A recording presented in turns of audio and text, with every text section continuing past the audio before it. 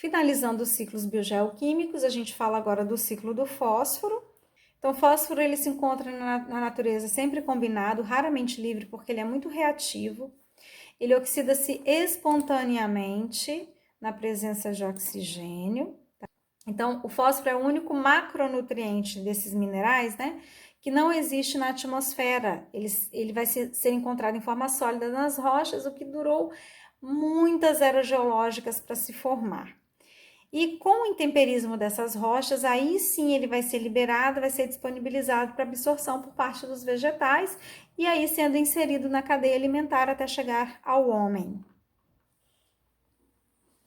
Ele é constituinte de biomoléculas muito importantes, como fosfolipídios de membrana, coenzimas, ácidos nucleicos e a nossa famosa molécula de troca energética, a nossa moeda energética, que é o ATP, que é produzido lá na respiração celular, lá na última etapa, que é a cadeia respiratória, que vocês devem bem lembrar, nas cristas mitocondriais.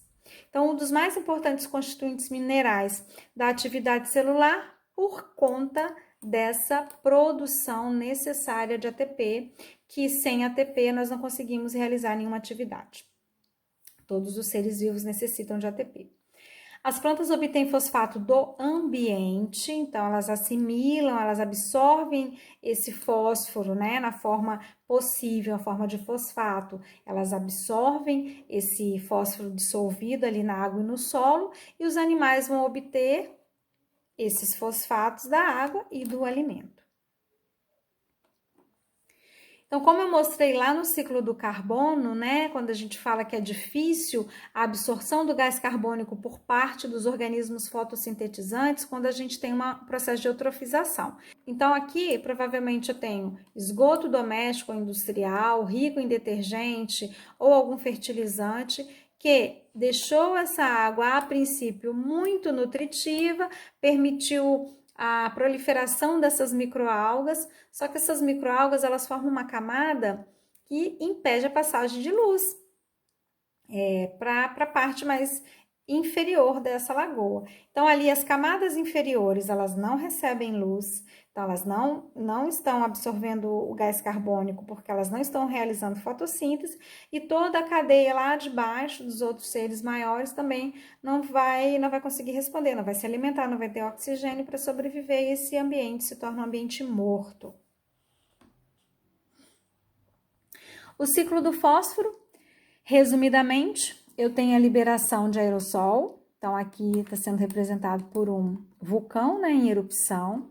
Esse aerossol, com as chuvas, né, ele pode ser tanto lançado para a terra quanto para rios e lagos, e ao ser lançado para rios, lagos ou terra, ele vai se tornar disponível no solo. Vamos pegar primeiro o terrestre, o ciclo terrestre, e do solo ele entra nas cadeias alimentares terrestres. Ou quando dissolvido em rios e lagos, entra nas cadeias alimentares marinhas.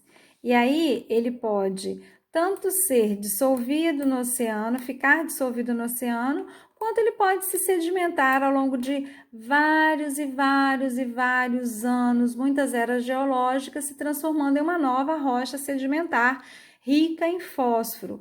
A lixiviação também, né, de fertilizantes na superfície, né, escoamento de fertilizantes, detergentes para dentro da água também fornece fósforo para esse ambiente aquático.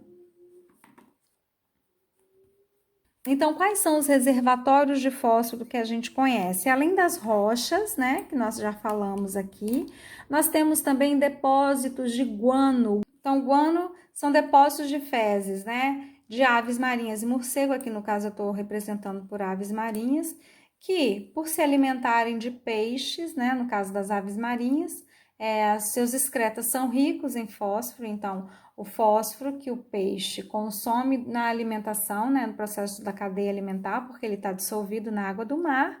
Então, esse fósforo, ele vai ser liberado pelos excretas das aves, né, que comeram esses peixes e vão se depositando. Então, as aves marinhas, elas são importantes repositores desse fósforo terrestre. Então, aqui a gente tem um depósito, né, guano sendo representado, e essas aves marinhas são importantes repositores de fósforo terrestre, porque elas vêm para a terra e elas liberam seus excrementos aqui, a chuva leva e as plantas aproveitam e há uma inserção desse fósforo na cadeia alimentar terrestre.